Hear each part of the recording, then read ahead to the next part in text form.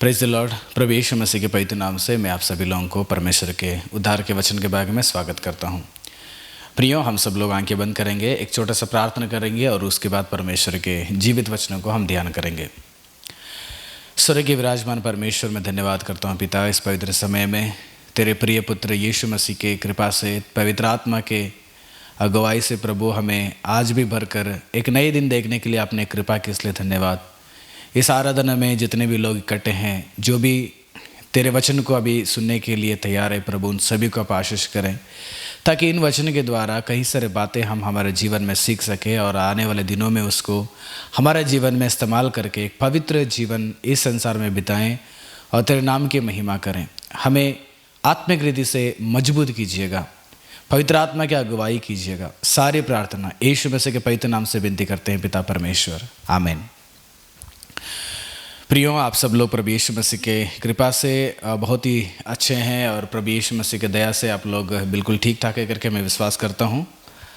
हम पिछले दिनों से कई सारे बातों को ध्यान करने के लिए परमेश्वर ने हमें मदद किया और पिछले दिनों में हम लोग राजा सुलेमान के बारे में हम ध्यान किए थे। राजा सुलेमान के द्वारा कई सारे बातों को सीखे हैं। मैं फिर से बताना चाहता हूँ, इज़राइलों के इतिहास, यानी कि याकूब के बेटे के 12 गोत्र के लोग, तो उनके पीढ़ी जैसे बड़ा उनको इज़राइल करके नाम रखा गया। तो उन इज़राइलों के बीच में किस प्रकार के लोग तैयार हो गए और परमेश्वर का क्या योजना था उनके विषय में, और वे व्यक्ति के जीवन में अपने जीवन को किस रीति से संसार में और इज़राइलों के मध्य में प्रस्तुत किए, उन्हीं विषय के बारे में हम ध्यान कर रहे थे। तो अभी हम राजाओं के काल में आ चुके हैं। इज़राइलियों का पहला राजा साउल, उसके बाद दाऊद का बाद सुलेमान आता है। तो हम सुलेमान के बारे में काफ़ी बातें सीखने के लिए परमेश्वर ने मदद किया और सुलेमान ने जीवन में बहुत ही बेहतरीन जीवन परमेश्वर के लिए, परमेश्वर के साथ जीवन बिताए। परमेश्वर भी सुलेमान को बहुत ही इस्तेमाल किया अपने कामों में, अपने कार्य में, ताकि सारे जगत के लोग उन दिनों में सुलेमान राजा के द्वारा परमेश्वर के उस महान ज्ञान को, सामर्थ्य को पहचान लिए।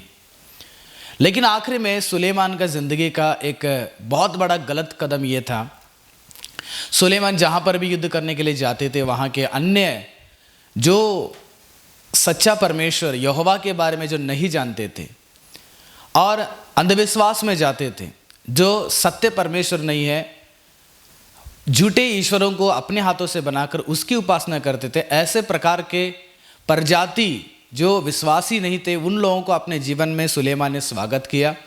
और उन औरतों ने सुलेमान को आखिर में क्या करते हैं, मूर्ति पूजा में लगा देते हैं। सत्य परमेश्वर को छोड़कर असत्य की ओर सुलेमान राजा ने अपनी ज़िंदगी को बिताते हैं। तो इसके वजह से सुलेमान के जीवन में सबसे बड़ी नुकसान आता है कि एक नबी आकर सुलेमान को कहते हैं कि सुलेमान, तो दाऊद के जैसे तो नहीं रहा, तेरे पिता ने परमेश्वर के सम्मुख में बहुत अच्छे जीवन बिताए, लेकिन तू अन्य स्त्रियों से विवाह कर लिया जो परमेश्वर ने मना किया था।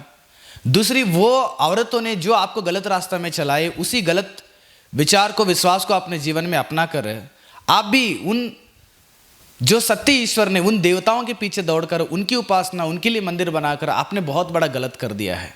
इसलिए तेरा राजगद्दी आपसे क्या किया जाएगा, आपसे छीन लिया जाएगा। आपके राजगद्दी को आपके सेवकों को दिया जाता है, आपका सेवक को दिया जाता करके भविष्यद्वक्ता के द्वारा सुलेमान को कहा गया। तो यहाँ पर सुलेमान के बाद 12 गोत्र के उस इज़राइल राज्य जो है, अभी यहाँ पर 2 विभाजन होता है। एक गोत्र में 10 लोग आ जाते हैं, एक राज्य में उसको इज़राइल करके नाम रखा जाता है, और दूसरी राज्य यहूदी राज्य, इसमें एक और साथ में बिन्यामीन के कुछ आधा हिस्सा इधर, आधा हिस्सा उधर जाते हैं। तो यहूदी का राज्य, ऐसा 2 विभाजन होता है। उसी के बारे में हम ध्यान करने वाले हैं कि इज़राइली 12 गोत्र क्यों 2 विभाजन हो गया। कारण सुलेमान है। सुलेमान का जीवन का एक गलत कदम, 12 गोत्र के इज़राइल का वो एक राज्य 2 विभाजन हो गया। प्रिय, मैं अभी 10 गोत्र के अंदर रहने वाले इज़राइल का जो राज्य है, उन इतिहास के बारे में बता रहा हूं।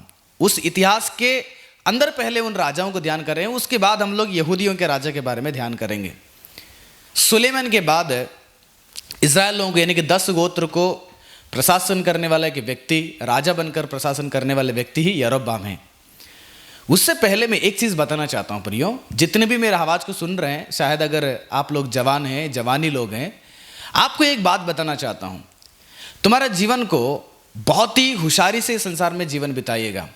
ये नहीं कि आप जवानी है, जवानीपन के अभिलाषाओं में गिरकर संसार की उन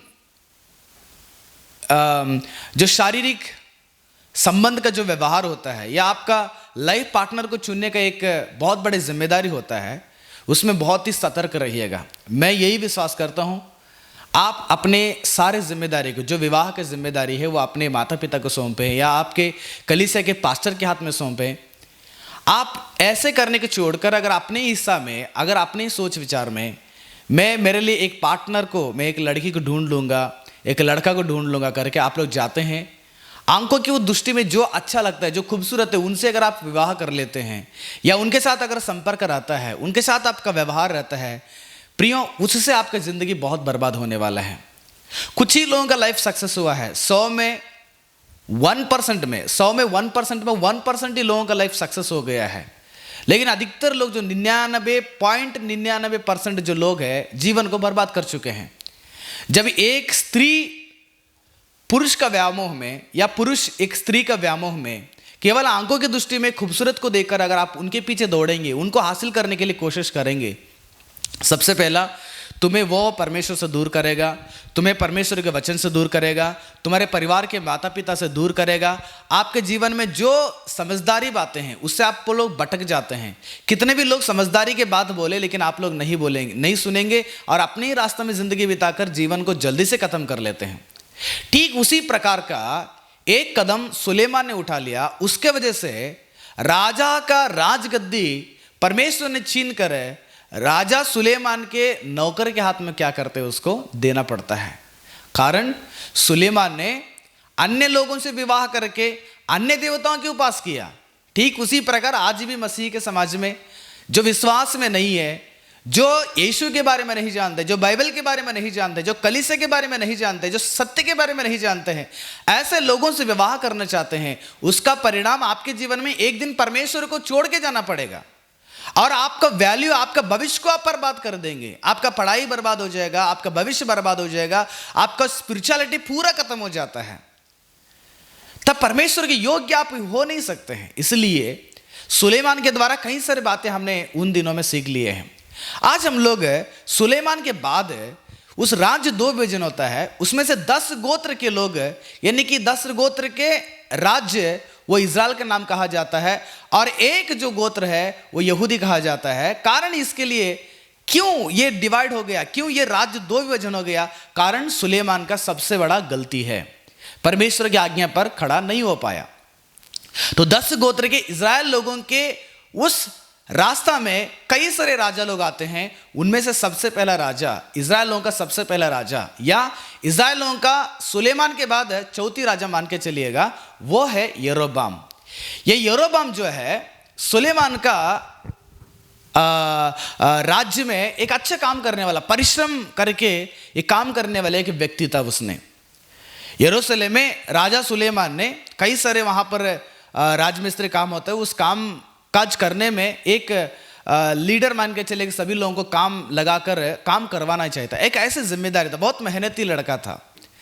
तो एक दिन यरोबाम क्या करता है, रास्ता में यरूशलेम से कहीं दूसरी जगह में जाते समय में एक नबी से राजा यरोबाम व्यक्ति को एक नबी से मुलाकात होता है। वो नबी है अहिया। वो नबी मुलाकात करके उस यरोबाम से मुलाकात करके क्या बोलते हैं, नबी अपने कपड़ा को फाड़ के, अपने नए कपड़ा को निकाल कर फाड़ के उसको 12 टुकड़ा करता है। टुकड़ा करके 10 टुकड़े को क्या करता है, यरोबाम के हाथ में देता है और एक टुकड़े को वो अहिया राजा ने रखता है और यरोबाम को कहता है, देखो ये 10 टुकड़े 10 गोत्र के लोग हैं। अभी राजा सुलेमान ने गलत कर दिया है और उसके वजह से उस राजगद्दी उससे छीनकर आपको दिया जाता है। आप 10 गोत्र के लिए तुम राजा बन जाना, यही परमेश्वर की योजना है। हाँ, आपको याद रखना पड़ेगा, जिस ढंग से दाऊद ने परमेश्वर के पथ पे परमेश्वर की आज्ञाओं को मानकर चलता था, ठीक उसी प्रकार आपका भी जीवन क्या होना चाहिए, रहना है करके उस अहिया राजा ने यरोबाम को कहा। कारण यही है, सुलेमान का जो आखिरी समय में कई सारे राजा लोग सुलेमान का विरोध में खड़ा हो जाते हैं। उनमें से पहला राजा है, उसका नाम हदद करके, वह सुलेमान राजा के विरोध में खड़ा हो जाता है। उसके बाद दूसरे राजा आता है रजोन करके, वो भी सुलेमान के विरुद्ध तैयार हो जाता है। तीसरा व्यक्ति वो है यरोबाम। यरोबाम भी सुलेमान के विरोध में बहुत सारे कदम को उठाता है। इज़राइल मतलब सुलेमान का राजगद्दी हो या सुलेमान के विरोध में अपने सोच विचार को रखकर जीवन बिताने वाला हो जाता है। तो वही यरोबाम, और इस यरोबाम से अहिया मुलाकात करके बोलते हैं कि राजा सुलेमान से राजगद्दी छीनकर वो आपको दिया जाता है, आप प्रशासन करेंगे, आप लेकिन दाऊद के जैसे ही परमेश्वर के पद पे क्या करना है, तुम्हारे जीवन को लेके जाना चाहिए बोलते हैं। तो बोलने के बाद यहां पर राजा सुलेमान के जो एक बेटा रहता है रहोबियाम करके, वो जो है इस्राएलियों के राजा बनने के लिए तैयार हो जाता है। तो ये जब सोच विचार चलता था उस समय में इस्राएल के सारे लोग और साथ में यरोबाम भी आ जाता है और राजा रहोबियाम के पास बोलते हैं कि हमारे लिए जो सुलेमान ने बहुत बड़ा शिक्षा देते थे, ताड़ना देते थे, बहुत बड़ा बोझ था, आप हल्का कर दो तो हम आपको राजा मान लेंगे। सुलेमान के बेटा से यरोबाम और सारे इस्राएल के लोग निवेदन करते हैं। तो आखिर में क्या हो जाता है, रहोबियाम यानी कि सुलेमान का बेटा अपने साथ संगी दोस्तों की बातों को मानकर प्रजा को बहुत कठिन एक जवाब को देते हैं। तो उसके कारण सारे लोग क्या हो जाते हैं, तितर बितर हो जाते हैं। इसलिए इस्राएल के लोग क्या करते हैं, राजा यानी कि यरोबाम को अपने जीवन में राजा बना लेते हैं। रहोबियाम क्या करता है, वो अकेला एक गोत्र यानी कि यहूदी का गोत्र को ही वो पालन करता है। यहूदी का गोत्र को इसलिए पालन करता है कि परमेश्वर का वाचा था दाऊद के साथ, उस वाचा को खड़े करने के लिए, यीशु मसीह के समय तक उस वाचा को खड़े करने के लिए एक यहूदी गोत्र को क्या कर दे परमेश्वर ने, रहोबियाम को देते हैं, और 10 गोत्र के क्या करते हैं, यरोबाम को देते हैं। साथ में बेन्यामीन के जो गोत्र के वो इधर इधर दोनों तरफ रहते हैं। तो इस ढंग से दोनों राज्य विभाजन हो जाता है। लेकिन यरोबाम के जीवन में वो यरोबाम राजा जो है लगभग 22 वर्ष इस्राएल लोगों का वो प्रशासन करता है। 22 साल तक इस्राएल लोगों के बीच में एक राजा बन के रहता है। 22 साल में यरोबाम के जीवन में हम कई सारी चीज को सीख सकते हैं। जब यरोबाम जो है इस्राएल लोगों के राजा बन जाता है, इस्राएलों के राजा बनने के बाद लगभग यरोबाम ने 22 वर्ष प्रशासन करता है। इस 22 वर्ष में यरोबाम के जीवन में हम कई सारे बात को क्या करेंगे, आज सीखने के लिए तैयार हो जाएंगे। मैं तो ज़्यादा चीज़ आपको नहीं बोलना चाहता हूँ क्योंकि हमारे लिए बहुत ही समय कम है। अगर मैं इसको भी बताना है तो थोड़ा सा लंबा टाइम लेंगे, तब भी हम लोग उस राजा के जीवन के द्वारा हम कई सारे बातों को सीख सकते हैं। सबसे पहला उसका ज़िंदगी में जब ये राजा बनने के बाद इसके अंदर एक सोच बहुत बड़ा गलत सोच था। देखिएगा, मनुष्य हम किसी और को अगर देखते हैं उसके द्वारा हमें कई सारे बात को सीखना चाहिए। हमारे लिए जो अच्छा चीज़ है ना उसको हम सीखना चाहिए। दुनिया में क्या करते हैं, मान के चलना कहीं एक अपराध हो गया है और उस अपराध की वजह से उसको सजा भी दे दिया गया है, न्यूज़ में आ गया, सारा पेपर में आ जाता है, लेकिन लोग उसको पढ़ते हैं तो हम ऐसे अपराध नहीं करने करके नहीं सोचते हैं, लेकिन वो ऐसे अपराध किए ना तो हम किस प्रकार से अपराध कर सकते हैं वो सोच को वहां से लेते हैं। लेकिन ये जो चीज है बहुत बड़ा गलत है। आपके जीवन में बहुत यानी कि आपके जीवन को बर्बाद करने वाला एक आदत है वाला। जब एक व्यक्ति के जीवन में अगर आप ऐसा देखते हैं तो उसके अंदर से आपको अच्छा चीज को चुनना चाहिए। ठीक उसी प्रकार मैं इस्राएलों के राजाओं में से अच्छी चीज भी आपको बताऊंगा और बुरे चीज को भी बताऊंगा, और जो बुरा है हम उसको हटाएंगे, जो अच्छी आदतें हैं हम उसको रखेंगे। क्योंकि हमारा जीवन भी एक राजा, हम सब लोग राजा है ना, हम परमेश्वर के राज्य में हम सब लोग राज पद्धार के हैं। हम इसको कभी नहीं बोलना चाहिए। आप परमेश्वर के एक वंश है, चुना हुआ वंश है, इसलिए आपको नहीं बोलना चाहिए कि मैं कौन हूं। आप और मैं इस संसार में सारे अन्य जाति या सारे पाप करने वाले लोगों के लिए एक राज के स्थान में परमेश्वर ने हमें खड़ा कर दिया है। इसलिए इन राजाओं के बारे में कई सारे चीजों को सीखना हमारे लिए अनिवार्य है प्रियो। अगर नहीं सीखते हैं हमारे जिंदगी में तो हम कहीं पर भी गलत सकते हैं, कभी भी गलत कर सकते हैं और परमेश्वर के सम्मुख में एक योग्य जीवन नहीं बिता सकते हैं हम लोग। इसलिए यरोबाम अपने राजगद्दी में जैसे बैठ जाता है, सबसे पहला उसके जिंदगी का कदम में देखिएगा उसके अंदर के एक ऐसे सोच रहता था। ये राजा यरोबाम बहुत शक करने वाला था। इसने सबसे पहली आदत राजा का, राजा बनने के बाद शक करने वाला आदमी, यानी बोलते ना डाउट, वो आदत जो है ना मनुष्य के जीवन में बहुत ही बेकार है। और वो आदत कौन सा व्यक्ति के अंदर रहेगा ना, वो आदमी किसी के साथ अच्छा नहीं रह पाएगा और अपने जीवन को अच्छे रास्ते में कभी भी नहीं बिता सकता है और कभी भी कामयाब नहीं हो सकता है। बहुत सारे लोग शक करते हैं, ऐसे होगा क्या, ऐसा हो सकता है क्या, वो ऐसे होगा इसलिए हम कोई गलत काम करेंगे। ऐसे प्रकार का सोच राजा यरोबाम के अंदर भी था। उसका स्वभाव में हमेशा शक करने वाला आदमी था। चलो मनुष्य के ऊपर शक कर सकते हैं, मनुष्य अभी मेरे पास एक प्रकार का रहता है और दूसरी प्रकार का रहता है, लेकिन राजा यरोबाम परमेश्वर के ऊपर शक कर दिया उसने। कैसे बोलते हैं क्या, आप मेरे साथ एक वचन पढ़िएगा, राजाओं का 12वां अध्याय, पहली राजाओं का 12वां अध्याय का 26वां पद में परमेश्वर का वचन ऐसे बताता है, तब यरोबाम सोचने लगा कि अब राज्य दाऊद के घराने का हो जाएगा। आप उस अध्याय को जाके पढ़िएगा। परमेश्वर ने अहिया नबी को बुलाते हैं, नहिया नबी का 10 नए कपड़े को टुकड़ा करके उसके हाथ में थमा देते हैं कि ये 10 गोत्र को परमेश्वर ने आपको देने वाले हैं, आप उनके लिए राजा बनने वाले हैं। ये परमेश्वर के नबी बोलने के बावजूद भी कुछ ही दिन हो गए राजा बनने के बाद, और इसके अंदर एक सोच आ गया, यो सुलेमान के राजा रहोबियाम अभी भी जिंदा है ना, अगर ये सारे लोग वहां पर जाएंगे तो मेरा राजगद्दी छूट जाएगा। लेकिन शक करने लगा, इसने डाउट होने लगा इसके जीवन में।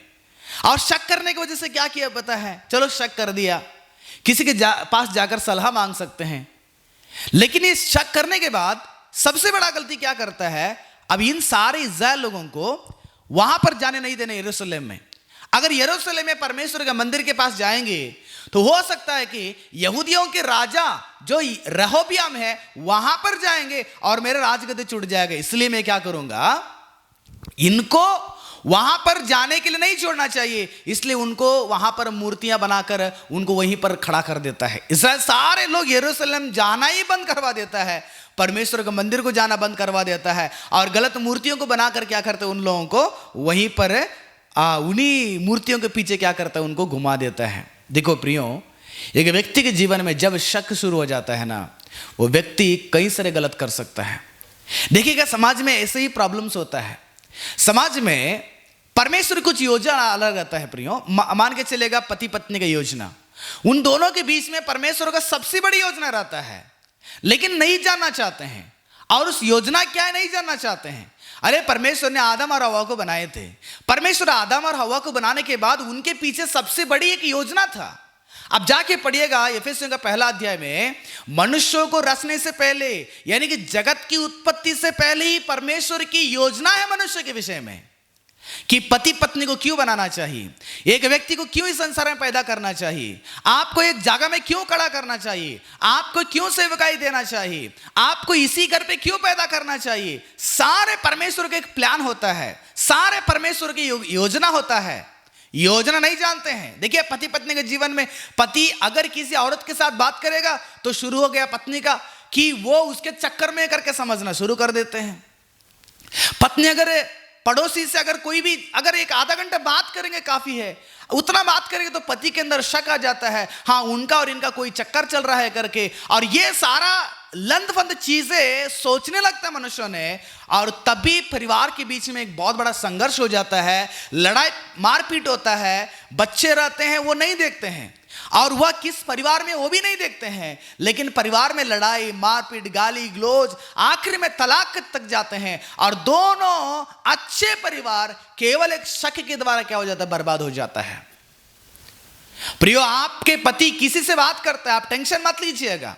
आपके पत्नी अगर किसी से बात करते हैं, आप टेंशन मत लीजिएगा, आप परमेश्वर के पास दो, प्रभु आपने मुझे मेरे जीवन में एक पत्नी को लाया है और आपने मुझे मेरे जीवन में एक पति को लाया है। प्रभु आप वह क्या कर रहा है मैं नहीं जानता हूं, लेकिन आप जानते हैं। अगर वो गलत रास्ता में है, परमेश्वर आप उसको ऐसे सोच दो ताकि वो एक अच्छे रास्ते में आ सकें। प्रभु मैं कंट्रोल करना नहीं चाहता हूं, मुझे असमर्थ हूं मैं एक व्यक्ति को कंट्रोल करने के लिए, प्रभु आप उसको कंट्रोल कीजिएगा। देखिएगा, परमेश्वर तुम्हारा पति अगर गलत भी रास्ता में है उसको लेके आ जाते हैं, तुम्हारा पत्नी अगर गलत रास्ता में भी है उसको सही दिशा में परमेश्वर उसको लेकर खड़ा करते हैं, तुम्हारी योजना तुम्हारे सामने एक अच्छा जीवन बिताने के लिए। अगर आप शक करते हैं प्रियो, तुम्हारा बच्चे के ऊपर शक करते हैं, तुम्हारा माता पिता के ऊपर शक करते हैं, आपके अधिकारी के ऊपर शक करते हैं, तो यह शक आपके जीवन में गलत रास्ता की ओर लेके जाएगा। आप यरोबाम को देखिएगा, परमेश्वर का एक योजना था। आप पहली राजाओं का 11वां पद को जाके पढ़ेंगे, परमेश्वर का वचन ऐसे कहता है, और यहोवा ने सुलेमान से कहा, तुझसे जो ऐसा काम हुआ है और मेरी बंधवाई हुई वाचा और दी हुई विधि तूने पूरा नहीं किया, इस कारण मैं राज्य को निश्चय तुझसे छीन कर तेरा एक कर्मचारी को दूंगा। परमेश्वर ने सुलेमान को नबी के द्वारा कहलाए थे कि तेरा राज्य को मैं तेरा कर्मचारी को दूंगा, तेरे काम करने वाले आदमी को दूंगा। और ये राजा सुलेमान के पास परमेश्वर ने बोल दिए थे। देखो, यरोबाम सुलेमान राजा के कर्मचारी, राजा बनने से पहले के ये बातें हैं। परमेश्वर ने कहा, राजा सुलेमान, आपका काम, आपका राजगद्दी को मैं तेरा कर्मचारी को देने वाला हूं। ये बोलने के कुछ ही देर के बाद अब देखिएगा 11वां अध्याय का 29वां पद में क्या बताया गया है। उन्हीं दिनों में यरोबाम यरूशलेम में निकलकर जा रहा था कि शिलोबासी अहिया नबी नई चादर उड़े, उसको आप जाके पढ़िएगा, वहां पर उसको 10 टुकड़े करके, 30वां पद, और अहिया ने अपनी उस नई चादर को ले लिया और उसे फाड़ कर 12 टुकड़े कर दिया और उसको कहा, किसको, या यरोबाम को, कि ये 10 कपड़े के टुकड़े है ना, ये 10 गोत्र है। परमेश्वर ये 10 गोत्र के ऊपर आपको राजा बनाने वाले हैं। परमेश्वर ने सुलेमान को कहा, तेरे नौकर को दूंगा, जो तेरे कर्मचारी उसको राजगद्दी दूंगा। और अहिया नबी ने आकर कहा है कि राजा के राजगद्दी में परमेश्वर आपको बिठाने, मैं नहीं, परमेश्वर बिठाने वाले हैं। देखो, एक परमेश्वर सुलेमान राजा के कर्मचारी पैदा होने से पहले ही परमेश्वर ने उस कर्मचारी के बारे में एक योजना रखे थे कि उसको मैं राजा सुलेमान के जगह में राजगद्दी बैठा दूंगा। परमेश्वर ने उसके बारे में कितनी अच्छी योजना रखे थे, देखिएगा प्रिय। परमेश्वर के बात पर उसको विश्वास नहीं हुआ, परमेश्वर के नबी के बात पर उसको विश्वास नहीं हुआ। अपने जीवन में परमेश्वर की उस बात को कभी भी नहीं समझ पाया राजा यरोबाम ने, और ये सोचने लगा, ये राजगद्दी अगर छूट जाएगा, राजा बनने के बाद सोचने लगा राजगद्दी छूट जाएगा तो ये लोग बार बार यरूशलेम में जाते हैं, वहां पर त्योहार मनाते हैं, वहां पर पूजा करने के लिए जाते हैं, वहां पर बलि चढ़ाने के लिए जाते हैं। इजराइल के लोग अगर वहां पर जाएंगे, यरोबाम यानी कि यहूदियों के राजा रेहोबियाम के साथ अगर मिल जाएंगे तो मेरा राजगद्दी छूट जाएगा। लो, परमेश्वर ने जब आपके जीवन में एक योजना बनाएंगे ना, वो संसार का कोई भी शक्तियां है उसको रोक नहीं पाता है। आपके विषय में परमेश्वर ने सबसे बड़ी योजना बना के रखे हैं, आप उस योजना में बना के रखिएगा। परमेश्वर की उन वादाओं को विश्वास कीजिएगा, परमेश्वर के वचन को आप विश्वास कीजिएगा। शक करने की आदत मनुष्य के जीवन में बहुत बड़ा बुरा है, और आपको गलत दिशा में लेके जाने के लिए, आपके विश्वास को कमजोर करने के लिए, आपके पारिवारिक जीवन, आपके व्यक्तिगत जीवन में बहुत कमजोर करता है शक। वो आज मैं सेवा करने के लिए जा रहा हूं, एक आत्मा को सुसमाचार हो जाएगा क्या? अरे हो जाएंगे तो क्या है, दुनिया में ऐसे लोग हैं कोई सुसमाचार सुनने के लिए तैयार, ऐसे सोच कर बैठ जाएंगे ना तो एक भी आत्मा को नहीं जीत पाएंगे हम लोग। अरे इस जगह में हम लोग जाएंगे, क्या हमारा काम कामयाब हो जाएगा? ऐसे शक ना कीजिएगा, आप प्रभु पर भरोसा कीजिएगा। एक बार तोमास ने यीशु मसीह के पास आकर ये सोचने लगा, जब तक मैं यीशु मसीह के उन गांवों को, उन चोट को जब तक हाथों से छू कर नहीं फरकूंगा तब तक मैं विश्वास नहीं करूंगा। उस सोच में था तोमास ने। यीशु ने क्या कहा पता है? यूहन्ना रचित सुसमाचार के 20वां अध्याय 29वां पद को जाके पढ़ेंगे तो यीशु ने उससे कहा, तूने तो मुझे देख कर विश्वास किया, धन्य वे हैं जिन्होंने बिना देखे विश्वास करते हैं। विश्वास क्या होता है? विश्वास वही होता है जो अनदेखी चीजों को हम विश्वास करना, हाँ ये है, परमेश्वर ने सारा सृष्टि को बनाया है, हम विश्वास करते हैं ना, विश्वास करते हैं परमेश्वर ने बनाया है। मुझे कौन बनाया? परमेश्वर ने बनाया। विश्वास होना चाहिए। विश्वास जिसके अंदर नहीं रहेगा वो हमेशा शक करेगा। प्रार्थना करते हैं, जवाब मिलेगा क्या? ये प्रकार का विश्वास कहां मिलेगा? कैसे आपकी प्रार्थना का जवाब लाएंगे हम लोग, बताइए तो। हम प्रभु के लिए दौड़ेंगे, हमारा जीवन कैसे रहेगा? अच्छा रहेगा, ऐसा सोचिए नहीं, तुम्हारा जीवन अच्छा ही रहेगा। शक कर कर आप कदम बढ़ाएंगे, तुम्हारे जीवन में कोई भी फायदा नहीं होता है, कोई भी बेनिफिट नहीं होता है। राजा यरोबाम की जिंदगी का सबसे बड़ा गलती है, परमेश्वर के बातों में शक करने वाला था। एक बार आप नए नियम में देखिएगा, कितने सालों से लहू बहाने वाला बीमारी से पीड़ित थी, उसके अंदर के विश्वास आ गया, बस मैं यीशु मसीह के पास जाऊंगा, एक छूंगा तो यीशु मसीह मेरे जीवन में चंगाई करेगा। विश्वास की उसने, है ना। कितने लोग जाके पढ़िएगा, और सूबेदार ने यह विश्वास किया, अगर यीशु मसीह एक बात कहेंगे, मेरा जो नौकर है वह ठीक हो जाएगा। उसके विश्वास से परमेश्वर प्रसन्न होकर उस व्यक्ति को चंगा करते हैं। ऐसे बहुत सारे लोग हैं।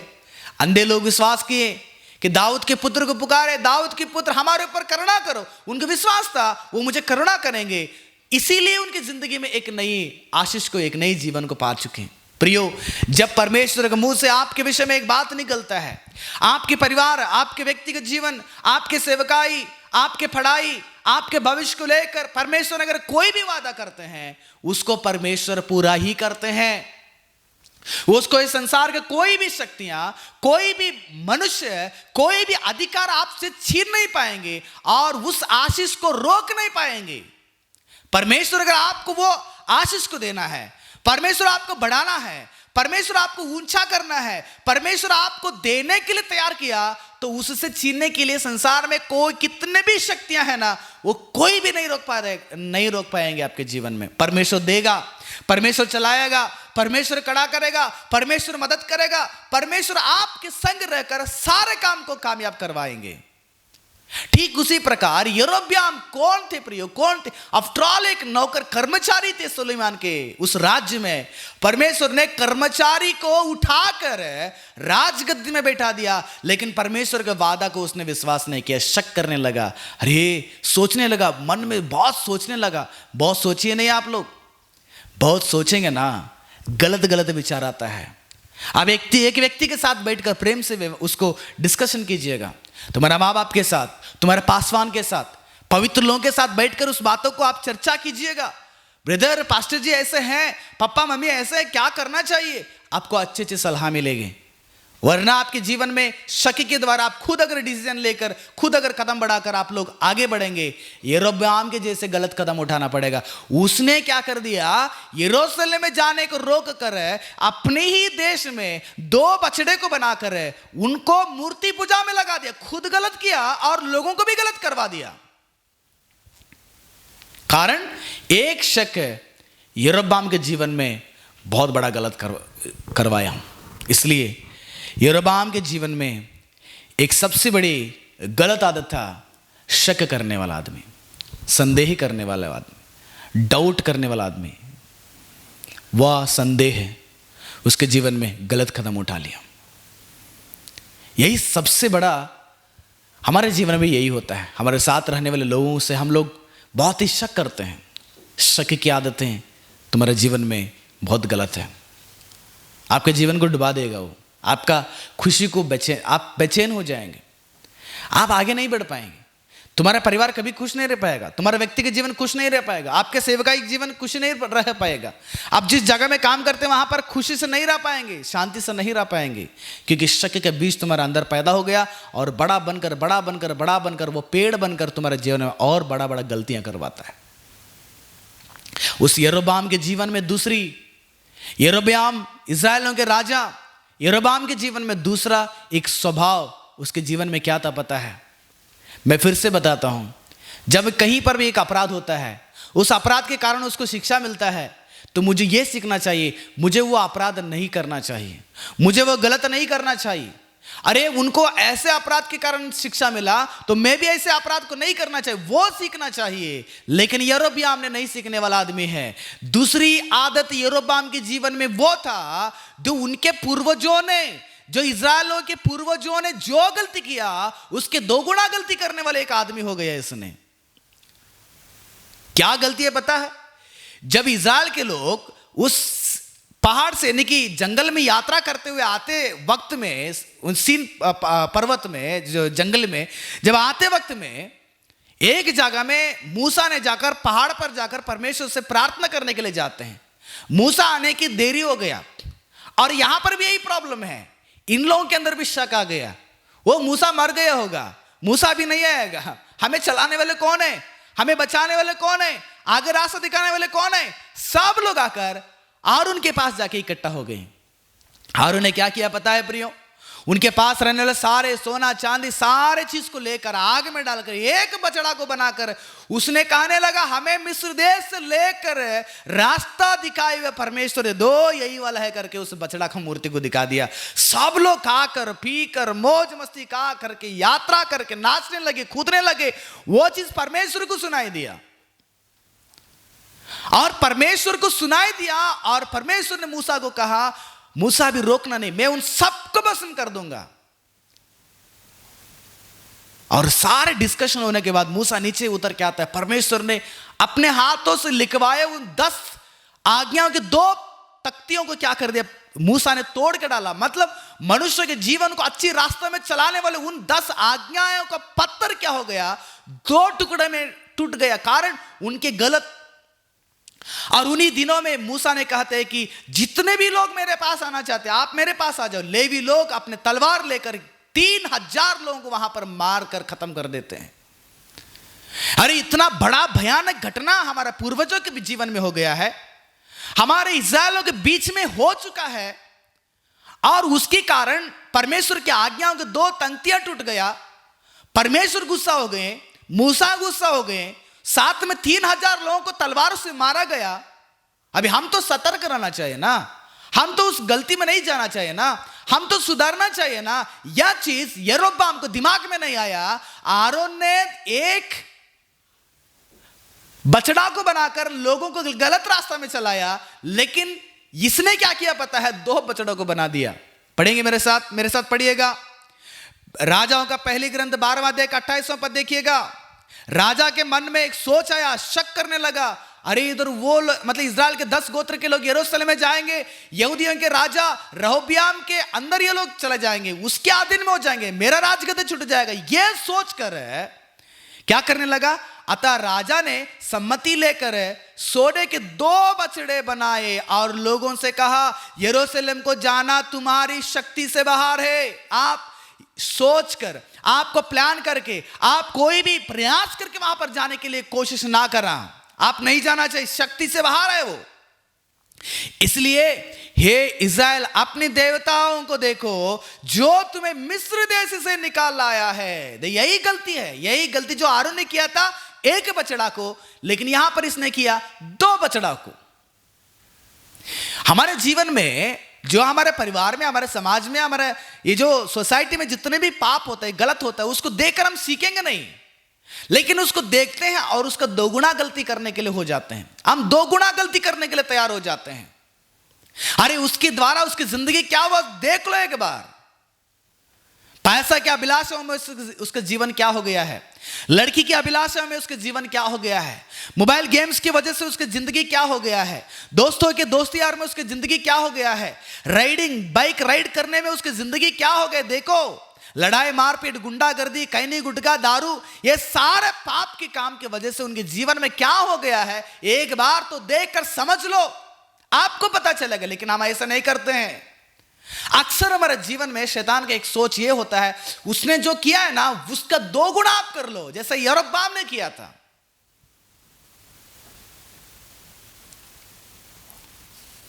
किस प्रकार की जिंदगी हमारा हो चुका है बताओ। वो थोड़ा सा पाप किया, लेकिन उसको 2 गुना पाप हम लोग करते हैं। हारून ने 1 बछड़ा को बना लिया, उसकी वजह से कितना बड़ा घटना हो गया। लेकिन मान के चलना, आप एक बार सोचिएगा, इसने 2 बछड़ाओं को बना लिया, कैसे हो गया परमेश्वर को लगता है, परमेश्वर कैसे लगा होगा इसके जीवन में, इसके बारे में परमेश्वर क्या सोचे होंगे। अयो, जगत की उत्पत्ति से पहले मैंने यरोबाम के बारे में सोचा था कि सुलेमान राजा के राजगद्दी में बैठेगा, 10 गोत्र के लोगों को पवित्र रास्ते में चलाएगा, 10 गोत्र के लोगों को परमेश्वर के भय के बारे में सिखाएगा, उन्हें एक अच्छा जीवन सिखाएगा, उनके परिवार को बनाएगा, उनके बच्चों को पवित्र रास्ता में मेरी आज्ञाओं के खिलाफ जीवन नहीं बिताएगा, अच्छा जीवन बिताएगा। वह सोचकर परमेश्वर ने बनाया होगा ना, जैसे तुम्हें बनाया परमेश्वर ने, जैसे हमें भी बनाया है। जगत की उत्पत्ति से पहले हमारे बारे में परमेश्वर ने बहुत बड़ी बड़ी योजना रखे हैं। प्रियो, हमसे परमेश्वर बहुत काम करवाना चाहते हैं, लेकिन हमारे जीवन में हम सब भूल जाते हैं, हम सब भूल जाते हैं। हम परमेश्वर की बातों को भूलेंगे, परमेश्वर की आज्ञाओं को भूलेंगे, और आखिरी में 2-2 गुना पाप करते हुए, 2-2 गलतियां करते हुए, कई सारे पाप करते हुए क्या करेंगे? हम गलत रास्ते में जाएंगे। परमेश्वर के दंड को हम हासिल करना पड़ता है। ऐसे अनुभव उनके सामने था, लेकिन नहीं समझ पाए। चलो, यरोबाम ने उसका दिमाग में नहीं था परमेश्वर का सोच विचार, उसके दिमाग में तो खाली कोकड़ी है। कम से कम 10 गोत्र के इज़राइल लोगों को क्या हुआ था बताइएगा। राजा सुलेमान है तो गलत रास्ते में चला गया, कम से कम 10 गोत्र के लोगों को तो अकल आना चाहिए था ना। अयो, मेरा परमेश्वर ये है मेरा परमेश्वर। अरे ये तो निर्जीव वस्तु है, इसमें कोई शक्ति नहीं है। हम इसको आज देख रहे हैं, लेकिन हमें मिस्र देश से मूसा के द्वारा चलाते, हमारा बाप दादों को चलाकर कनान देश को दिया, उन जंगलों में इनको पालन पोषण किया, रोटी दिया, भोजन दिया, मन्ना दिया, मांस दिया, इतना सब कुछ करके कनान देश को दिया। इस देश में हम अच्छा जीवन बिता रहे, ये बछड़े हमको बचाया। दिमाग में थोड़ा सा भी अकल नहीं है। ठीक उसी प्रकार के मंद बुद्धि वाले लोग, विश्वासी लोग आज भी हैं कि आज परमेश्वर ने आपको एक जीवन दिया, आज यीशु मसीह ने मुझे एक अच्छा घर दिया, एक अच्छा नौकरी दिया, अच्छा काम दिया, अच्छा सेवकाई दिया, और इसमें भी योग्य जीवन बिताना चाहिए परमेश्वर के लिए करके। कितने लोग आना हमने सोच विचार रख के जिंदगी बिताते हैं बताओ, थोड़ा सा भी नहीं सोच पाए। राजा बनाया और दिया, यही हमारा ईश्वर है, और उसी के लिए लोग यात्रा करने के लिए तैयार हो गए, उसी के त्योहार बनाने के लिए तैयार हो गए, उसी में मगन हो गए। अब बाप रे, इतना मगन होना जीवन में बहुत बड़ा गलत कर रहे हैं हम लोग। यरोबाम के जैसे हम बार बार जानने के बावजूद भी गलत करते हैं, बार बार जानने के बावजूद भी हम लोग गलत करते हैं, पाप करते हैं, अपराध करते रहेंगे। क्या हम बच जाएंगे परमेश्वर के हाथों से? परमेश्वर ने दिया था राजगद्दी को, परमेश्वर ने दिए थे राजगद्दी को, परमेश्वर ने दिए थे उन सारे 10 गोत्र के लोगों को, राजा यरोबाम के हाथ में दिए थे। आप इनको चला, ये मेरे बच्चे मैं आपके हाथ में समर्पित करना चाहता हूं, ये मेरा कलीसिया है पास्टर जी, आपको मैं दे देता हूं, पास्टर आप चलाओ एक अच्छा चरवा बन के। ये मेरा परिवार है, माता पिता को परमेश्वर ने दे दिया है, कई सारे जवानों को इस परिवार को आपके हाथों में दे दिया परमेश्वर, ये परिवार मेरा है, आप चलाओ। कितने लोग गंभीरता से हमारे परिवार को चलाते हैं, कितने लोग गंभीरता से हमारे उन ड्यूटी को हम कंप्लीट करना चाहते हैं। कोई भी, आप पास्टर हैं, आपको परमेश्वर ने काम दिया है, आप अगर माता पिता परमेश्वर ने दिया है, परिवार में अगर बच्चे हैं, जवान लोग हैं, आपको जिम्मेदारी परमेश्वर ने दिया है। अगर आपको कोई स्कूल में टीचर है, बाइबल कॉलेज में टीचर है, आप परमेश्वर के दास हैं, आपको परमेश्वर ने उस जिम्मेदारी को दिया है। उस जिम्मेदारी में आप गलत ना करें, और गलत करने में भी ना मत फुसलाइएगा। गलत करना कितना बड़ा है, गलत करने के लिए सिखाना भी उतना बड़ा अपराध हो जाता है। इसलिए प्रिय परमेश्वर के लोगों, जीवन में हमें उन अनुभवों को जीवन में लागू करना चाहिए कि मुझे उनके जैसे नहीं रहना चाहिए, उनके जैसे नहीं कदम उठाना चाहिए बोलकर। लेकिन यरोबाम के पास इतनी अनुभव होने के बावजूद भी क्या फायदा बताओ। जैसे हमारा जीवन में भी कितने अनुभव है, प्रेरित लोगों को देखिएगा, नए कलीसिया के विश्वासियों को देखिएगा, नो, हम लोग उनके जैसे जीवन नहीं बिताना चाहिए। हमारा एक राज्य होता है, हमारा एक घेरा होता है, हमारा सोच विचार होता है, हमारा दुनिया एक अलग हो जाता है। परमेश्वर की दुनिया कुछ और अलग है, और हमारा एक दुनिया अलग हो जाता है। ऐसे ढंग की जिंदगी परमेश्वर पसंद नहीं करते हैं, और ऐसे आदमी जिंदगी में कभी भी आगे नहीं बढ़ पाएगा, और परमेश्वर के काम में आएगा नहीं है वो। इसलिए आपको सोचिएगा, परमेश्वर के राज्य में, परमेश्वर के भवन में, परमेश्वर के जगह में, परमेश्वर के स्थान में, परमेश्वर की उन सेवकाई में आपको परमेश्वर जैसे सोचेगा वैसे रहने की आदत बनाओ। तब देखिए परमेश्वर आपको कितना अच्छा इस्तेमाल करेंगे। तब देखिए परमेश्वर कितना अच्छे से आपको विशाल करेंगे। तब देखिए परमेश्वर कितना आपका पवित्र सोच विचार, पवित्र परिवार दे देंगे। तुम्हारा हर प्रार्थना को परमेश्वर सुनेंगे, तुम्हारा हर योजना को परमेश्वर फुलफिल करेंगे, जब तुम परमेश्वर के उन बातों के अनुसार अब जीवन बिताएंगे। प्रिय परमेश्वर के लोगों, ये यरोबाम के जीवन में दूसरा एक गलती था, दूसरा एक अपराध था, है ना। राजा सुलेमान ने राज्य गद्दी को खोने का कारण क्या है? यही तो है ना। उन्होंने अन्य देवताओं की उपासना करने वाले लोगों को शादी किया और उन्होंने राजा को वही गलती को सिखाया, और उसकी वजह से राजा सुलेमान परमेश्वर को भूल गया। मैं केवल मूर्ति के बारे में नहीं बता रहा, मूर्ति आफ्टर ऑल एक चीज है, 1% है, लेकिन इसके जैसे कई सारी चीजें हैं। हम हमारा मूर्तियों को हमारा पैकेट में, हमारे सोच में, हमारे हृदय में, हमारे सामने रखकर जिंदगी बिता रहे हैं, है ना। उस मूर्ति के साथ चैटिंग कर रहे हैं हम लोग, पता नहीं आपको। जो चीज को परमेश्वर से ज्यादा पसंद करते हैं वह मेरे और आपके लिए मूर्ति पूजा होता है।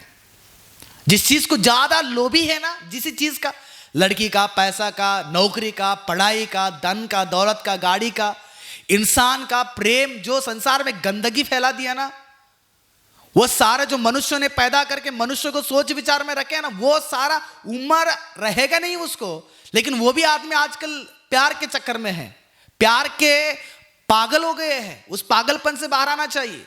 वो आपकी उम्र के लिए योग्य नहीं है, आपके लिए वो सही नहीं, पढ़ने वाले जवानों के लिए सही नहीं।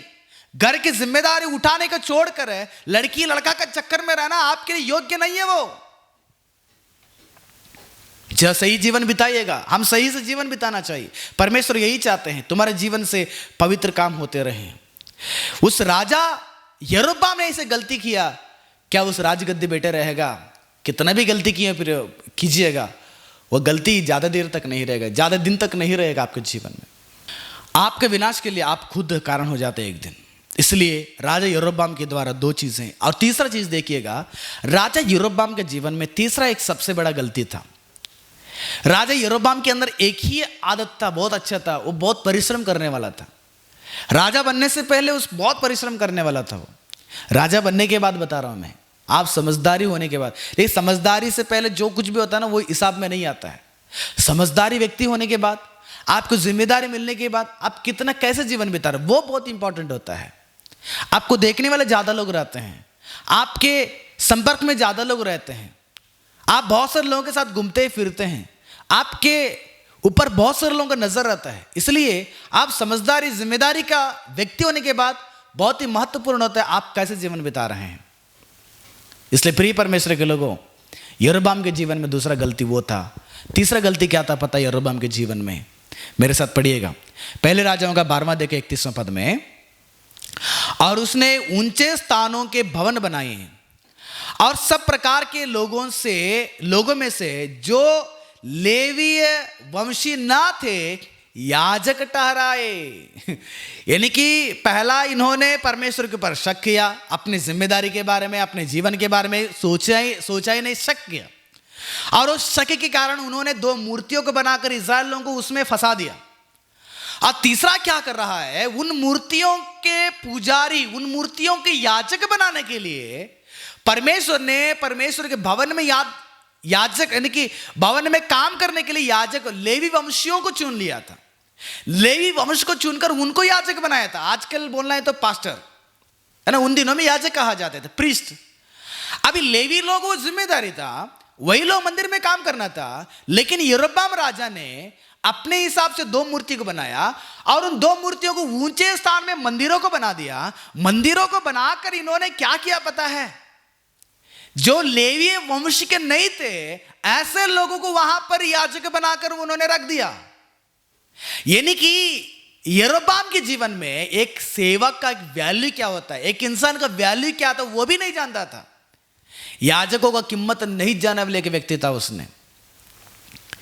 प्रियो, दुनिया में जिस ढंग से जो यरोबाम जीवन बिताया है ना, अपने हिसाब से याजकों को तैयार किया। हाँ, याजक लोग, आप ही याजक लोग हैं। वह कौन है, दारू पीता है कि मारपीट करता है, गुंडागर्दी करता है, छीनता है, बदमाश है, कुछ भी नहीं देखेंगे। आप याजक बन जाओ, आप उन 2 मूर्तियों को पूजा करो, मंदिर बना दिया। वहां पर पहले मंदिर झूठ है, दूसरा मंदिर के अंदर रहने वाला मूर्तियां झूठ है, और तीसरा याजक भी झूठ है। याजक को भी अपने से तैयार कर लिया उसने। देखो कितने एक दुनिया, मनुष्यों का दुनिया कैसे है, सब अपना अपना सोच विचार है। जिस प्रकार से लेवी के गोत्र याजकों की कीमत यरोबाम को पता नहीं था, ठीक उसी प्रकार आज भी हमारे जीवन में एक अच्छा व्यक्ति का कीमत क्या होता है हम नहीं जानते हैं।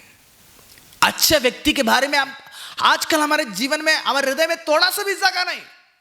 हृदय में गंदगी लोगों के लिए जगह रहता है, शैतान के लिए जगह रहता है, गुंडागर्दी करने वाले लोगों की जगह रहता है, आपके समय को बर्बाद करते हुए चैटिंग करने वाले लोगों के लिए आपका जगह रहता है, आपके हृदय में एक मोबाइल फोन के लिए जगह रहता है, आपके हृदय में गेम के लिए जगह रहता है। ये घर जो है ना डाकुओं का अड्डा बना दिया, यहां पर सब लोग रहेंगे, लेकिन यहां पर अच्छे लोगों के लिए जगह नहीं है। अब देखो कई सारे लोगों का आदत, बीमारी यही है, मुझे लगता है कई सारे लोगों की बीमारी यही है।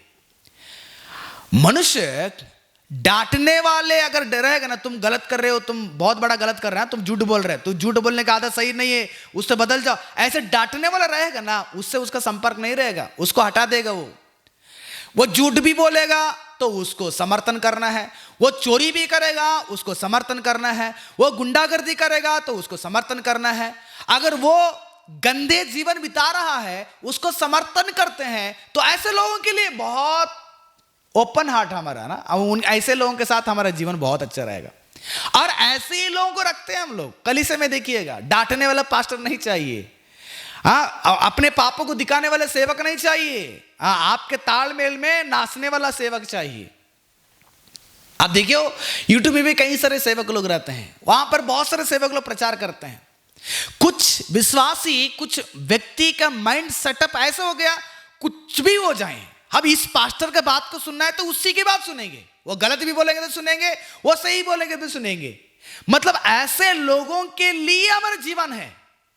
जब ये एक वासवान आपकी गलती को दिखाता है, आपके विश्वास के गलती कमी को दिखाता है, ऐसे पासवानों के बातों को हम टाल देते हैं, ऐसे सेवकों को हम क्या करते हैं, दूर कर देते हैं, है ना।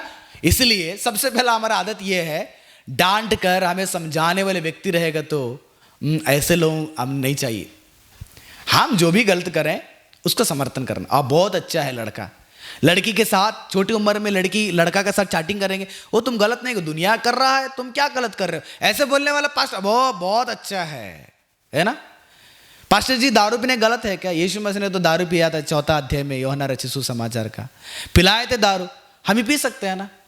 अरे ये तो वचन दिखा दिया पास्टर, आप पी सकते कभी कभी, तो ऐसे पास्टर बहुत अच्छा है, दारू पीने के लिए कहा दिया। पास्टर जी जो आपके साथ बैठकर दारू पिएगा, ऐसे पास्टर बहुत अच्छे हैं। जो मसीह के लोग आपके साथ बैठकर स्मोकिंग करते हैं, ऐसे मसीही लोगों के साथ ही रहने के लिए अच्छा है आप लोगों को, है ना। बहुत सारे लोगों के जीवन में यही आदत है, गलत सिखाने वाले और गलत को समर्थन करने वाले, सपोर्ट करने वाले लोगों को हमारे जीवन में रखते हैं। जब गलत को गलत बोलने वाला, सही को सही करने वाला, आपको खंडन करने वाला, आपको डांटने वाला, आपको सही रास्ते में लाने वाला आपको बिल्कुल पसंद नहीं होता है, हमारे जीवन में ऐसे लोग पसंद नहीं होते हैं, हम ऐसे लोगों से नफरत करते हैं, ऐसे लोगों से दूरी बना के रखते हैं। यरोबाम के जीवन भी ऐसे ही था। याजक अगर सच में अगर लेवी लोगों को ला के रखते हैं तो लेवी बोल देता, अरे ये तो ईश्वरी नहीं है, और ये तो मंदिर भी नहीं, हमारा मंदिर यरूशलेम है ना। वो लोग बोल देते ना, हमारा मंदिर यरूशलेम है, राजा सुलेमान ने बनवा दिया उसको इतना मेहनत करके, इतना सोना चांदी समय लेकर इतना प्यार से बना दिया, हमारा मंदिर वहां पर हम जाकर उपासना करना है। याजक बोल देते हैं ना, राजा तुम गलत कर रहे हो, इसलिए याजक लोग नहीं चाहिए, लेवी वंश के लोग नहीं चाहिए, हम अपने हिसाब से बना लेंगे जो मुझे अच्छा सपोर्ट करते मेरे गलती में। और दूसरा चीज जो हमें मनोरंजन में तैयार करते हैं ना, ऐसे पासवानों को रखते हैं जो इंटरनेट आएगा, खूब डांस करके, गाना गा के, चिल्ला कर, है ना, मनोरंजन। आज जैसे एक ऑर्केस्ट्रा में या स्टेज में जैसे फिल्मी दुनिया है, उस ढंग से अगर कलीसिया रहेगा ना, ऐसे कलीसिया में जाने के लिए पसंद होता है। पास्टर जी अगर आधा घंटा 45 मिनट अगर प्रचार करेगा, अच्छा प्रचार करने वाला है, ऐसे कलीसिया, बाप रे पास्टर जी बहुत दिमाग आते हैं, ऐसे पास्टर में नहीं कलीसिया में नहीं जाना चाहिए। मनोरंजन होना चाहिए, कलीसिया में जाते ही पूरा डीजे, स्पीकर, गिटार, पैड सब रहना चाहिए, पूरा नाचना कूदना, मनोरंजन, एंटरटेनमेंट। पवित्र आत्मा म्यूजिक में नहीं रहते हैं, पवित्र आत्मा वचन के अंदर रहते हैं। वचन के द्वारा आपके जीवन उत्साहित होना चाहिए, वचन के द्वारा आपके जीवन इच्छुक होना चाहिए परमेश्वर का प्रेम करने का। म्यूजिक के अंदर आप एडिक्ट जाते हैं, म्यूजिक जब रहेगा तभी आपके अंदर पवित्र आत्मा। म्यूजिक नहीं रहेगा तो कई सारे लोगों को ताली बजाना, गाना गाना और आराधना बैठना पसंद नहीं होता है, आप देखो। इसलिए मनोरंजन के सेवक जो एंटरटेनमेंट करवाता है, जो जोक बोलता है, मैसेज में जोक बोलना और मैसेज में हमेशा हंसाने की बात बोलना, ऐसे पास्टर जी बहुत अच्छे लगते हैं। आपको डांटने वाले, आपको अच्छे रास्ते सिखाने वाले, परमेश्वर का प्रेम सिखाने वाले, सेवा सिखाने वाले, परमेश्वर के लिए काम करो, परमेश्वर के लिए दौड़ो, परमेश्वर के लिए जीवा, ऐसे सेवक मत बोलिए ऐसे पास्टर। हमारे लिए ऐसे पास्टर नहीं चाहिए। वो पास्टर अच्छा नचवाते हैं, वो पास्टर अच्छा डांस करवाते हैं, वो पास्टर अच्छे बजाते हैं, म्यूजिक बजाते हैं। बाप रे, वो पास्टर गिटार बजाएंगे तो पवित्र आत्मा उंडेल देगा। मतलब पवित्र आत्मा वचन के द्वारा, गिटार के द्वारा उंडेलेगा, वचन के द्वारा। वचन हमारा जीवन में पवित्र आत्मा का एक बरसात वचन के द्वारा आना चाहिए।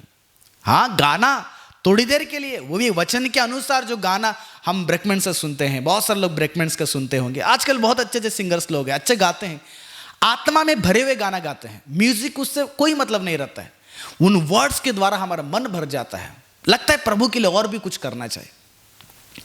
आजकल बहुत सारे सेवक लोग ऐसे हैं, बहुत सारे गाने वाले ऐसे हैं, केवल एंटरटेनमेंट के लिए, कान के लिए अच्छा है, लेकिन मन के अंदर वो घुसता ही नहीं है। यहीं पर वो भरे रहेगा गाना, म्यूजिक सब, लेकिन मन के अंदर घुसेगा वो प्रभु के बारे में समझना बहुत सारे लोग कम है प्रिय। इसलिए ऐसे लोगों को हम माइंडसेट नहीं रखना चाहिए जैसे यरोबाम ने रख लिया था अपने लिए याजक लोगों को। ऐसा बहुत बड़ा गलत है। केवल संसार के आशीषें, संसार के भलाई, संसार के ही के लिए आपको प्रोत्साहित करने वाले सेवकों को मत रखिएगा। आपके जीवन को पवित्र रास्ते में चलाने वाले, परमेश्वर के वचन में खड़ा करने वाले कोई भी हो सकता है। परमेश्वर के वचन को प्रचार करके वचन में आपको खड़ा करते हैं, परमेश्वर के वचन में आपको बढ़ाने के लिए चाहते हैं। परमेश्वर के वचन ही बहुत इंपॉर्टेंट है करके आपको प्रचार करके आपकी गलतियों को अगर सामने भी आकर आप दिखाएंगे, उसको एक्सेप्ट कीजिएगा कि प्रभु परमेश्वर उससे बहुत पसंद हो जाते हैं, बहुत खुश हो जाते हैं आपसे। इसलिए प्रिय परमेश्वर के लोगों, मनुष्य का वैल्यू आपको पता होना चाहिए। एक अच्छे लोगों का वैल्यू क्या है पता होना चाहिए, जो आपकी गलती को दिखाने वाले हैं, आपको समझाने वाले हैं, आपको अच्छी चीज बताने वाले, उनसे दूर ना हो जाइएगा। वह आपके जीवन को बहुत बेहतरीन बनाने के लिए कोशिश करते हैं। उनको भूलिए नहीं, उनसे दूर हो ही नहीं। आप लोग भले लोगों के लिए जगह दे दीजिएगा, अच्छे लोगों के लिए जगह दे दीजिएगा। आपकी गलती में समर्थन करने वाले लोगों को नहीं, आपकी गलती को नहीं दिखाने वाले लोगों के साथ ना, आपकी गलती को दिखाने वाले व्यक्ति के साथ रहिएगा। यरोबाम ने इसलिए याजक को नहीं बुलाया कि यरोबाम के सामने अगर सही याजक लोग, लेवी लोग आएंगे तो वो यही कहेंगे, यरोबाम आप गलत कर रहे हैं। यही तो हो गया, परमेश्वर के नबी ने सीधा बोल दिए, यरोबाम ने गलती किया, तुम पाप किया, तुम्हें राजा बनाया मैं नहीं, राजगद्दी में बैठा है मैं नहीं, लेकिन आप तो मुझे भूल गया है। दाऊद की उस प्रॉमिस, दाऊद ने जैसे जीवन बिताया वैसे जीवन बिताओ करके मैंने बताया था, लेकिन आपने नहीं किया। अच्छे लोग, पवित्र लोग, परमेश्वर के सोच विचार में चलने वाले लोग हमेशा ऐसे ही प्रकार के प्रचार करते हैं कि आप गलत कर रहे हैं, आप बदल जाओ। तुम्हारे विषय में बहुत बड़ा योजना परमेश्वर का है, सुधर जाना है, हमारे परमेश्वर के लिए दौड़ना चाहिए, परमेश्वर के लिए कदम बढ़ाना। यरोबाम के जीवन में ऐसे ही गलती किया। जो अच्छे लोग हैं, जो पवित्र लोग हैं, जो परमेश्वर का साथ जिंदगी बिताकर परमेश्वर की बातों को सिखाने वाले लोगों का वैल्यू पता नहीं चला, कीमत पता नहीं चला उसको। तीसरा, हमको नहीं पता है, आप सब लोग एक राजा हैं। पढ़िए मेरे साथ पतरस का पहला पत्र का 2 अध्याय 9 पद में, पर तुम एक चुना हुआ वंश है और राज पद्दारी है। तुम याजक और राज पद्दारी हैं। आप यरोबाम की जगह में बैठ गए, आप राजा के राजगद्दी में बैठ गए। आप लोगों को समझाते हैं, लोगों का न्याय करते हैं, आप एक न्यायाधीश के जगह में बैठ गए, राजपद्दार की, आप एक याजक के वंश हैं। मत भूलिएगा, पहला हम हमारे लिए ऐसे लोगों को इकट्ठा नहीं करना है जो मेरे गलतियों में हमेशा मेरा साथ दें, और दूसरा आपको तय करना पड़ेगा कि आप परमेश्वर की उस सेवकाई के लिए बुलाए हैं, आप सबको बुलाया परमेश्वर ने, राजा बनो, यहां पर लोगों को सही बताओ, यहां पर लोगों को सही रास्ता दिखाओ, यहां पर लोगों को सही एक सोच विचार दो, यहां से लोगों को आप भलाई का सोच विचार रखो, मेरे बातों को सिखाओ, मेरी योजना को फुलफिल करो। आप एक राजा हैं, इसको मत भूलिएगा। हम सब लोग एक राजा, राजवंश, राजपददार के हैं। इसलिए प्रियो, राजा यरोबाम के जैसे हमारा जीवन नहीं रहना चाहिए, क्योंकि पहला राजा ने परमेश्वर के उन वादा को विश्वास नहीं किया, शक किया। दूसरा जो है, शक के कारण इन्हें गलती किया। गलती करने की वजह से इन्होंने क्या कर दिया, तीसरा, मनुष्यों को भी कोई वैल्यू, उसका कीमत पता नहीं चला कि मनुष्य क्या होते हैं, याजक क्या होते हैं, सेवा क्या होता है, मैं कौन हूं। अपना जिम्मेदारी को भी वो नहीं पहचाना, भूल गया। वो कौन है वो भी नहीं समझा उसने, मैं कौन हूं, कैसे था, किसने खड़ा कर दिया, क्यों खड़ा कर दिया, वो भी उन्होंने नहीं समझ पाए। मनुष्य का कीमत ना जानने वाला एक व्यक्ति था उसने। इसलिए उसके जीवन में चौथा चीज क्या है पता है, उसका विनाश के लिए वो खुद तैयार हो गया। उसका विनाश के लिए वो खुद ही है, वो अपने गड्ढे को वो खुद को लिया। बोलते हैं ना, मूर्ख अपने लिए खुद गड्ढा खोदता है ताकि उसमें वो खुद गिर जाए। परमेश्वर ने उसको बोले थे कि तुम दाऊद के जैसे रहो, दाऊद के जैसे परमेश्वर का प्रिय बन के रहो, लेकिन इन्होंने विश्वास ही नहीं किया, वो ऐसे चला ही नहीं है और राजगद्दी को सही से नहीं निभा पाया, लोगों को सही से नहीं चला पाया। परमेश्वर गुस्सा आ गया। परमेश्वर गुस्सा के क्या करते पता है प्रियो, जब परमेश्वर का गुस्सा आ जाता है, परमेश्वर का क्रोध आता है, चुपचाप मतलब ऐसी नहीं आता है, खाली पुकट नहीं आता है। जब एक व्यक्ति गलत करते हैं तब भी, रोमियो को दूसरा अध्याय 5वें पद में बताता है, पर अपनी कठोरता और हठीले मन के अनुसार है, उसके क्रोध के दिन के लिए जिसमें परमेश्वर का सच्चा न्याय प्रकट होगा, अपने निमित्त क्रोध कमा रहे हैं। हम बदलेंगे नहीं, सुधरेंगे नहीं, सही रास्ते में आएंगे नहीं, हम अपने आप को एक सही ढंग से अगर हम जीवन नहीं बिताएंगे, परमेश्वर क्रोध हमारे लिए इकट्ठा होता है। यही आदतें यरोबाम के जीवन में भी हो गए हैं। देखो, बाइबल बताता है कि पहले राजाओं का 13वां अध्याय का 33वां पद में, इसके बाद यरोबाम अपनी बुरी चाल से ना फिरा। नबी ने आकर कहा, तू तो बहुत बड़ा गलत कर दिया, तेरा राज्य भी अभी निकलने वाला है, तुम्हारा परिवार विनाश होने वाला है, तू मर जाने वाला है, तुम्हारा सारा खानदान मिटने वाला है, देखो तुम्हारा बेटा भी मरने वाले हैं। ये परमेश्वर ने, मतलब उसका बेटा को तबीयत खराब रहता है, नबी के द्वारा इतना समझाने के बावजूद भी बाइबल बताता है कि यरोबाम अपनी बुरी चाल से नहीं फिरा, उसने नहीं फिरा, और यह बात यरोबाम के घराने का पाप ठहरी। इस कारण उसका विनाश हुआ और वह धरती पर से नाश किया गया। उसके विनाश के लिए खुद वो तैयार हो गया, खुद का विनाश है वो। परमेश्वर कोई भी मनुष्य गलत करता है उसको नहीं छोड़ेगा। परमेश्वर हर एक व्यक्ति को दंड देगा, हर एक व्यक्ति को न्याय चुकाएगा, हर एक व्यक्ति के काम के अनुसार क्या करेंगे, परमेश्वर उसको शिक्षा देंगे। सबसे पहला परमेश्वर ने चेतावनी दिए थे, जब एक नबी आके कहा तुम मूर्ति बनाकर, वेदी बनाकर गलत काम कर रहे हो, ये वेदी यहां पर टूटेगा।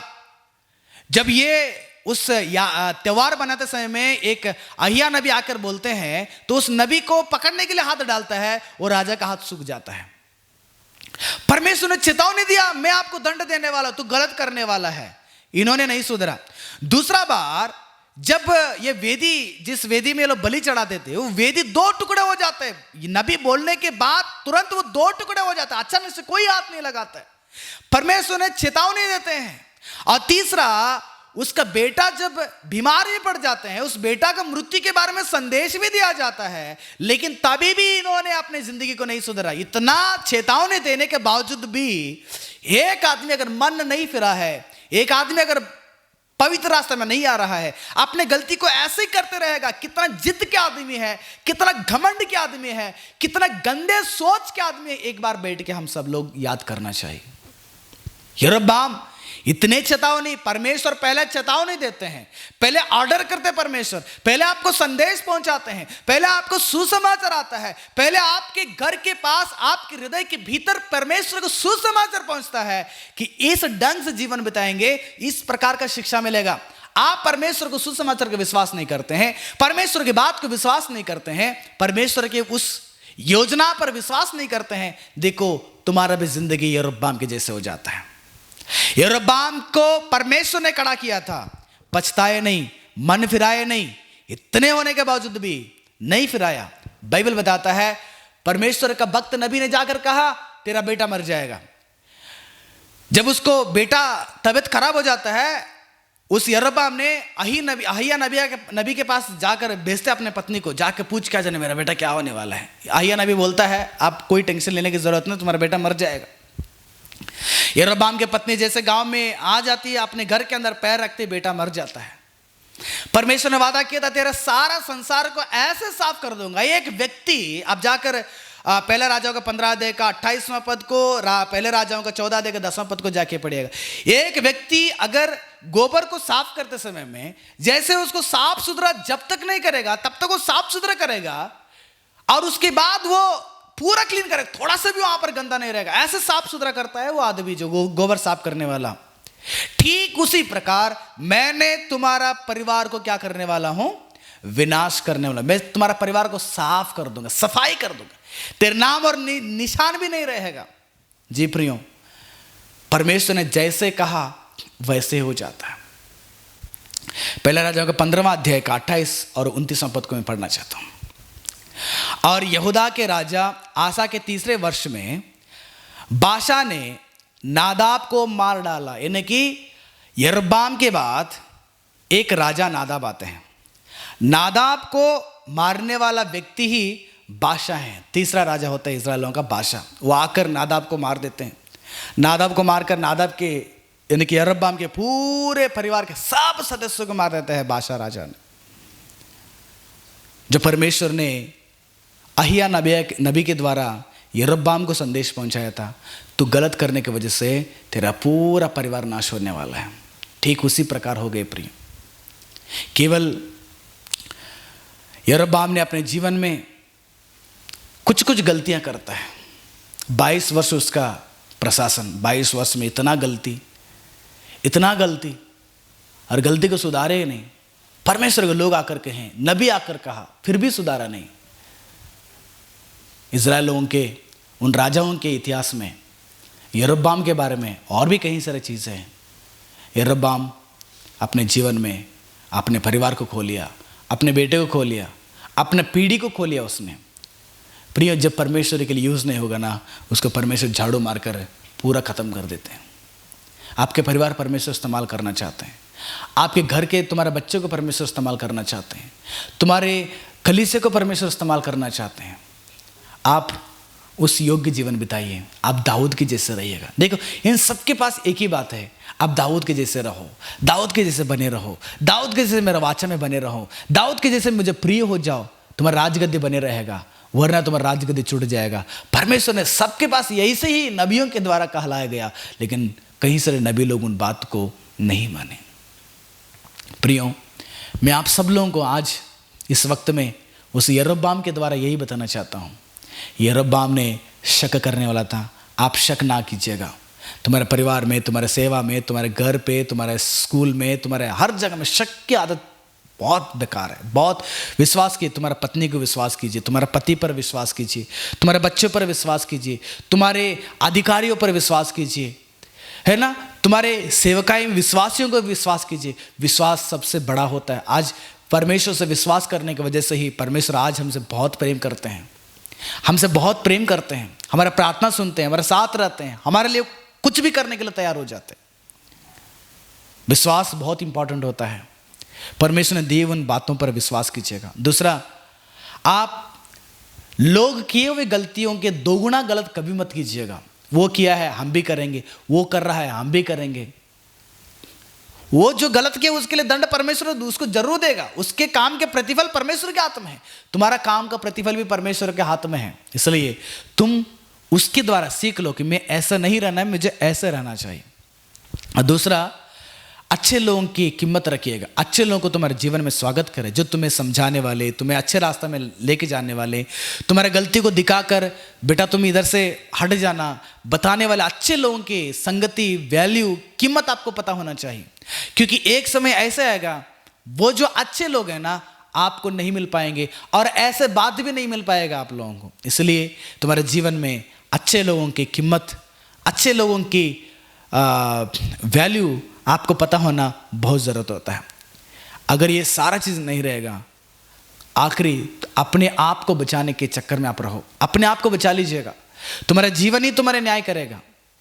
यरोबाम अपने आप को खुद के लिए विनाश के लिए कारण हो गया, अपना खुद विनाश के लिए वो खुद अपना जीवन, अपना बच्चे के जीवन, अपना पत्नी, अपना पूरा खानदान मिट जाने के लिए कारण खुद यरोबाम था।